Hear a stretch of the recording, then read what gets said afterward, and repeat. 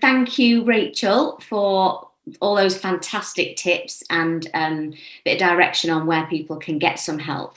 What I'd really like to ask you is around the best social or relaxation activity that you've adopted since last March. Mm-hmm. And also, if there was some advice that you would give to someone who is wanting to take action, what would that be?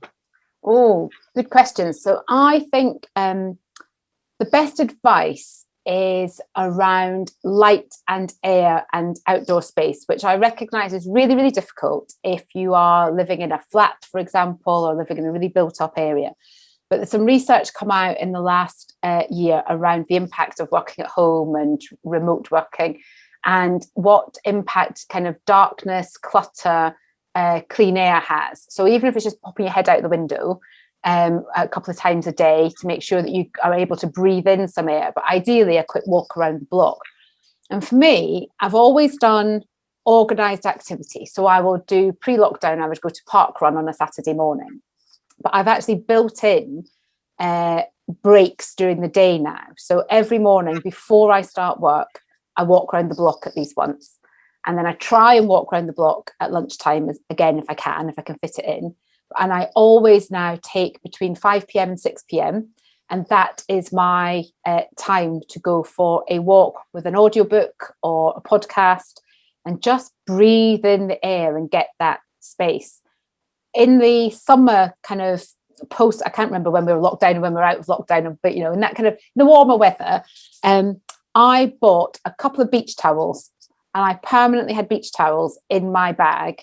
And if I had work stuff to read, or maybe I could do some stuff on my iPad or on my laptop, I'd chuck it all in my bag, take my beach towel, and then find a spot, whether it was in a local park or, you know, a bit of outdoor space, and do that bit of work outside for a period of time.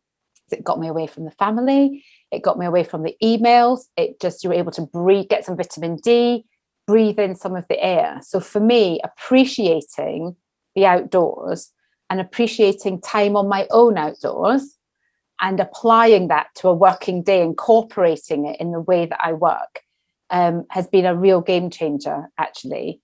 So I would advise people to do that. Find the love of the outside. And if you can't get outside, then try and open the window and incorporate some light and some air into your day. Yeah, lovely. Thank you, Rachel. I think that is one thing. So for me, that really resonates. So I am an outdoor person. I love outdoor space. I've got a dog, which helps. So I'm out with the dog every day, twice a day, usually.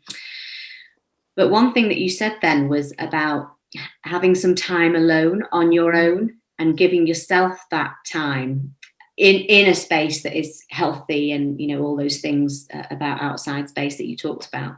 But I think sometimes we've been forced into a situation internally with people that we love and we live with. Yeah. But sometimes we just need that space to get away and be alone. Yeah, it's really important. And actually, my partner said to me recently, "Oh, you haven't laughed very much in the last few months." And I'm normally quite a giggly person. And I found that when I went out on my own and listened to a podcast or something, that was when I was laughing. So I was laughing to whatever I was hearing in those moments of kind of solitude and just time and space. Because I think when I came back into the house, I was always having to be on duty, whether it was as a homeschool teacher or whether it was working or whether it was my partner works for the NHS, he's been doing stuff related to COVID, so whether it was supporting him, whether it was, you know, there was a role to play. But just that point of being on my own was where a natural, and that all releases all the right hormones and things, doesn't it, if you have a good giggle. So finding the laughter and finding humour, I think, is the other thing as well. Yeah. And smell. Sorry, I'm now off on a tangent. But I realised the other day I washed my hair and I put some like stuff in it, you know, before you dry it. And I thought, oh, this smells of how I used to smell before when I went to commute, because I would get up, get ready, do my hair. And I thought, oh my word, I haven't smelt this smell for a year. But it made me feel like me as opposed to the person in lockdown. So it's quite interesting how these little sensory things are really, really important. Yeah. So maybe it's, you know, buy a bunch of flowers or have your kind, I'd never thought about it in that way, or just get the shampoo that you know makes you feel good. Yeah, fantastic. Really simple tips, but really dinky tips. But actually, it was amazing the fact that I smelt this stuff and I thought, wowzers, I'm ready to work. Had I been putting that on the head for the last year, I might have been more productive in all the Zoom meetings I'd had. Yeah, I've used a special conditioner today, so I'm really on top. Yeah. Oh, thank you so much, Rachel. Thanks for sharing with us and for taking the time out, because I know what you've shared with us over this recording, but also the other recordings you've shared is people will really take some great advice from you. So thank you so much. Pleasure.